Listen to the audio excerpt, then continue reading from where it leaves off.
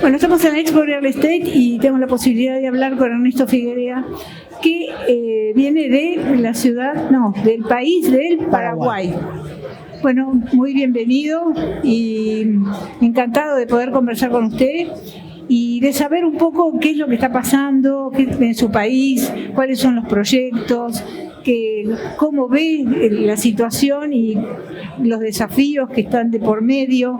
Así que lo estoy escuchando. Bueno, muchas gracias, Adriana. Un placer para nosotros participar siempre en la Expo Real Estate. Paraguay está muy bien, ya tiene 15 años de crecimiento. Paraguay ha conquistado, si se quiere, una estabilidad macro que permite tener una inflación muy controlada del 4% promedio y un tipo de cambio muy estable. De hecho, el tipo de cambio de hoy es el mismo tipo de cambio de hace 20 años. Entonces, lo que se conquistó con mucho esfuerzo permitió tener un crecimiento promedio del 5% en los últimos 15 años. El martes asumió un nuevo presidente. Sí, lo vi. Sí, felicitaciones. Muchas gracias. El presidente Santiago Peña es muy joven, 44 años, formado en Estados Unidos, ex director del Banco Central y ex ministro de Hacienda, con lo cual tenemos una renovación, digamos, de una política de apertura hacia los negocios privados, hacia la atracción de capitales y una economía de derecha que protege la propiedad privada, protege al inversor y promueve, digamos, la inversión privada como mecanismo de desarrollo. Nuestros estados, en general, como países relativamente chicos, tal vez comparándonos con Uruguay, sí, el Estado no puede resolver todo. Y si lo resuelve, a veces lo resuelve mal. Hay muchos ejemplos. Sí. Paraguay tiene como política dejar que el sector privado genere los puestos de trabajo, no tener subsidios, sino que el Estado intervenga ahí donde el privado no puede intervenir, en salud, educación y en infraestructura, y el resto, digamos, que lo haga el sector privado. De hecho, en el discurso, ayer en el Banco Central, el nuevo ministro de Economía decía que en realidad no va a tener mucho trabajo, porque todo el trabajo va a ser del sector privado. Ajá. Ellos se van a encargar de cortar el pasto y poner la cancha muy buena para que se juegue el partido de la inversión, el partido de la atracción de inversiones, el partido de la promoción de vivienda. ¿Qué va a pasar, por ejemplo, con la gente que tiene pocas posibilidades de comprarse una casa, un departamento? Es decir, ¿se puede generar algo, digamos, trabajar para ellos para ver de qué manera se lo puede ayudar en ese sentido? O sea, porque de un lado es la parte más positiva, ¿no?, de lo que ya está funcionando y, digamos, van creyendo ahí, y de la otra parte, ¿no?, es la gente con pocas posibilidades de generar algo positivo para ellos, ¿no? Justamente el plan de este gobierno es generar 500.000 nuevos puestos de trabajo. Eso hace falta. ¿Cómo lo va a hacer? Es decir, el bienestar viene a partir de la subida del salario real. Es decir, al tener mucha mayor demanda de puestos de trabajo, crece el salario porque las empresas tienen que pagar más para obtener esos puestos de trabajo. Y eso tiene que ver con la inversión extranjera principalmente. Por ejemplo, en Paraguay se están instalando papeleras muy, muy grandes que van a generar más de 10.000 puestos de trabajo. Claro. Como por ejemplo, ¿no? Sí. Aparte el corredor bioceánico, que es el nuevo canal de Panamá Seco, digamos, que es el corredor que une todo Mato Grosso Sur, Mato Grosso, Paraguay, Bolivia y Argentina para el Pacífico. Es un nuevo corredor gigante que va a generar un enorme ahorro para todo lo que es la soja, la carne de Brasil, de Paraguay, de Bolivia, minerales. Todo ese nuevo canal bioceánico ya es una realidad. Entonces, a partir de la generación de muchos puestos de trabajo, crear ese bienestar. Y el otro pilar tiene que ver con tener créditos disponibles para la gente de menor recursos, muy, muy baratos. Qué bueno. Y muy accesibles. ¿Y en cuánto tiempo, por ejemplo, si alguien se quiere comprar un departamento o una casa, digamos básica, ¿no? ¿Cuánto tiempo le puede dar, ¿no?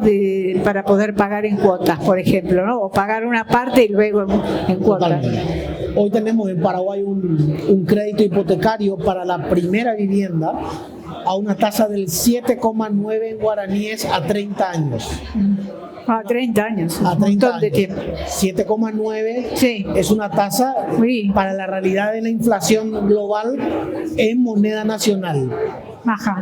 O sea, es accesible es totalmente, de a 30 años. A 30 años, es decir, hoy tenemos, digamos, un crédito bastante eficiente, con tasas que inclusive van a mejorar a medida que la inflación global empieza a disminuir.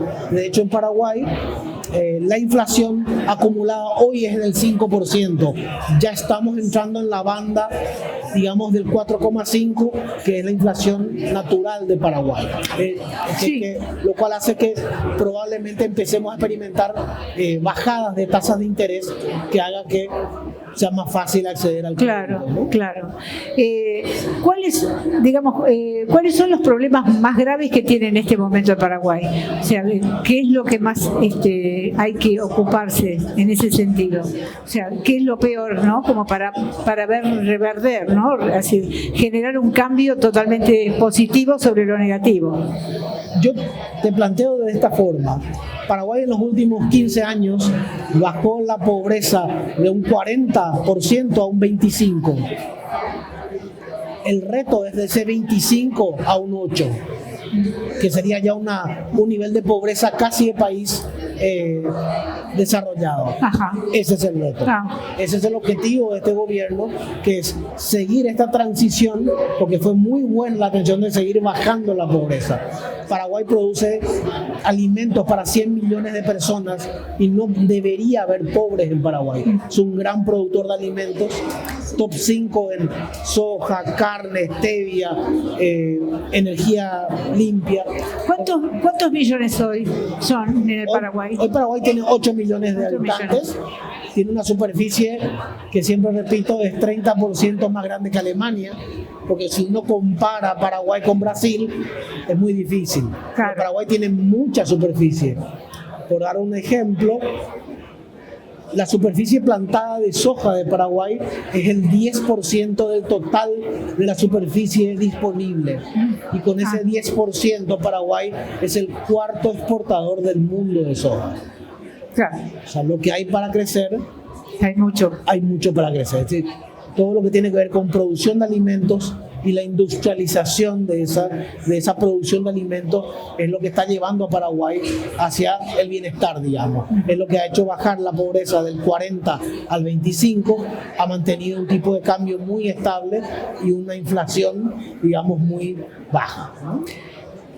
Bueno, digamos, para ir cerrando un poco el tema, la nota en sí, digamos, dos preguntas serían: ¿cuáles son sus expectativas respecto de todo lo que está contándome y hacia dónde va el Paraguay? O sea, ¿cuál es la idea general, ¿no? De hacia dónde el camino. Exactamente.